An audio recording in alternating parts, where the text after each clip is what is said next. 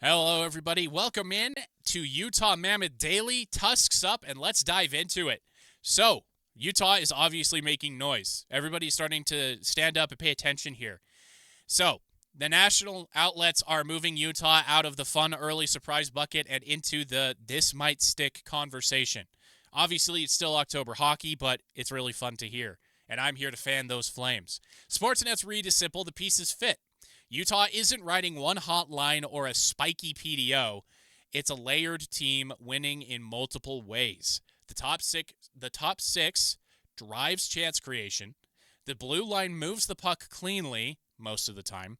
They did have that early, first week turnover heavy in the D zone, which they have started to fix, thankfully.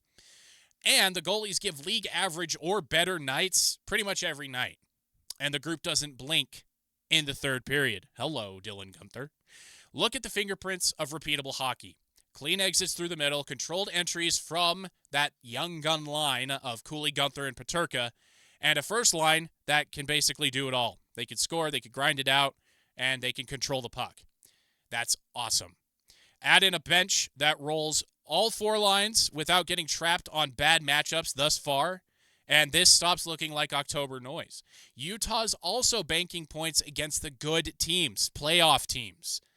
The Wild on the road, the Jets on the road, Blues on the road, and even the Colorado Avalanche at home. That's where score effects usually punish the pretenders. Sportsnet's headline says it out loud. They are more than a cute story. The traits underpinning the streak are the same ones that translate into late season hockey. Structure, speed through the neutral zone, and timely special teams. That speed through the neutral zone was on showcase against the Winnipeg Jets, not necessarily by what Utah showcased in that game by getting on a ton of rushes, but because Winnipeg slowed their pace down to prevent Utah from jumping out to that early lead that they've done so much in this early season. So it's more so how they're affecting other teams alongside how they just do it themselves. It's a ton of fun. Now, big game hunting. Smoke is rising. More outlets are pointing to the fact that GM Bill Armstrong in the front office for the Utah Mammoth are hunting for a blockbuster deal during the streak. Now, that doesn't mean it's going to happen, but they are looking. But blockbuster can't mean bull in a china shop. The bar should be, and they already know this, but I'm gonna bring it up anyway. 1, raises the team's playoff floor. 2, complements Turigny's system of fast pace, heavy forecheck identity. And 3, doesn't cost the on-ice habits that built the streak.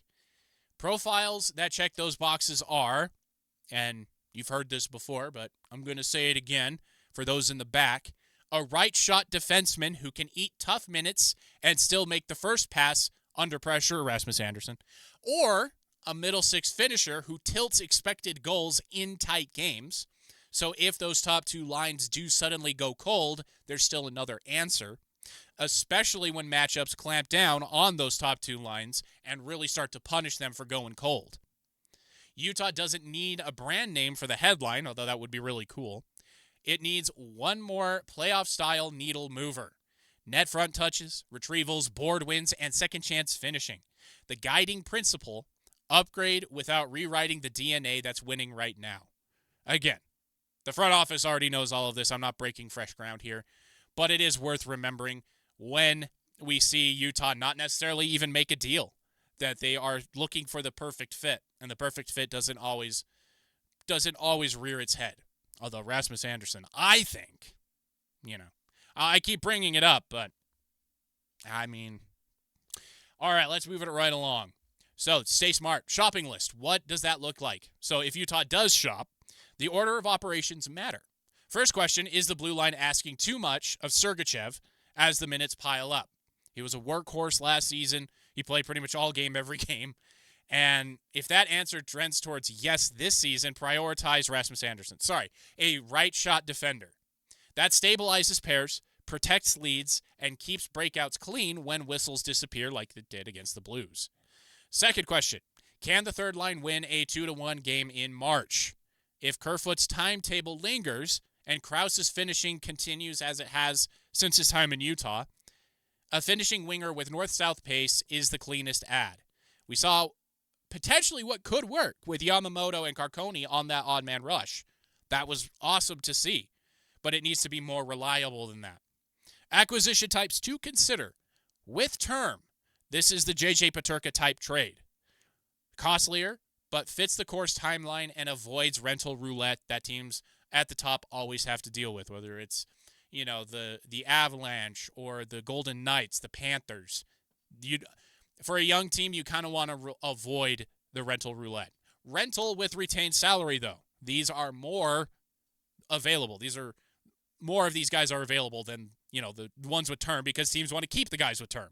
Cheaper picks, but only if the room is convinced the piece solves a specific playoff problem, not regular season problem. So, power play flank shot, other than Dylan Guenther. Right-handed penalty kill draws, so you don't always have to rely on Alexander Kerfoot. Defensive zone exits under heavy forecheck, something they struggled with against the Jets. Or you could go with the internal bump. If the medical news is optimistic about Alexander Kerfoot or Sean Durzi, Utah could buy time, stagger the call-ups, lean on favorable home matchups, and reassess at U.S. Thanksgiving. The test for anyone in any move is playoff math. Does it push Utah from a coin flip in a 6 to 7 game series to favored? If not, let's just keep the powder dry and preserve assets for the deadline when sellers clarify, when teams say, all right, yeah, we are going to commit to the rebuild. We're going to tear it down to the studs, and we need to get rid of these people. That'll be a fun deadline for sure for us here in Utah. And lastly, let's talk about that Peterka trade. The hockey writers framed it very well. 4 months in, this trade looks like a rare deal that's helping both clubs. For Utah, obvious, J.J. Peterka slotted seamlessly into the young gun line and did exactly what the modelers projected. Added controlled entry playmaking, east-west deception, and a second wave of offense that prevents teams from keying on the top line. And he's also boosted rush chances for Cooley and Guenther. Just look at that game-winning goal against Winnipeg. That was all because of J.J. Peterka's pressure on the forecheck. And it was outstanding. And his retrieval motor that he showed on that play fits Andre Tourigny's forecheck system. The ripple effect is real. With Peterka drawing attention high, Utah's weak side D and middle lane options arrive in better ice. And off of line changes where you've got Logan Cooley and Dylan Guenther screaming down the ice. That was really fun. If you can't tell, I thought that was a really awesome play. For Buffalo, Michael Kesselring, while he's been hurt, does fill a premium lane. A big, mobile righty who can handle top 4 usage without bleeding chances, stuff that we saw all last season. And Josh Doan, cost-controlled scoring depth with middle 6 upside. He didn't flash enough of that upside to match the timeline that Bill Armstrong had. J.J. Peterka did, so that's why the swap happened. That matters, though, for a Sabres team managing cap layers around their stars. Utah essentially swapped some depth and a developing right-handed defenseman for a top 6 winger who elevates their ceiling now and over the next 4 years. Buffalo converted 1 winger into 2 NHL useful pieces where their roster needed ballasts. They needed that help. Buffalo had no depth. It was J.J. Peterka and nobody else, really. Verdict to date, Utah got the high leverage fit that supercharges its current window. Buffalo shored up 2 holes with age-aligned, affordable players. Now, those players do fit Utah's timeline as well, but Bill Armstrong saw an opportunity and took it. If Peterka keeps amplifying Cooley's line the way he has, Utah will be thrilled with the calculus in April and next season and the season after that and the season after that. And if Kesselring cements himself as a steady, minutes-eating right-handed defenseman while Josh Doan sticks as a value finisher, Buffalo will call it foundational. For once, everybody appears to have gotten exactly what they needed in a trade. Especially when that trade happened, everybody was saying Utah won it, by far and away. The Athletic gave Utah an A+ on the deal. ESPN gave them an A. The hockey writers gave them a B+ at the time, then they upgraded it to an A. So, really good stuff out of both sides. Honestly, though, I would like Josh Doan to hit the free agent market and come back. I think that'd be really cool. I would like that. But that's your Utah Mammoth Daily today. Tusks up, hit that subscribe button, and I'll see you guys tomorrow.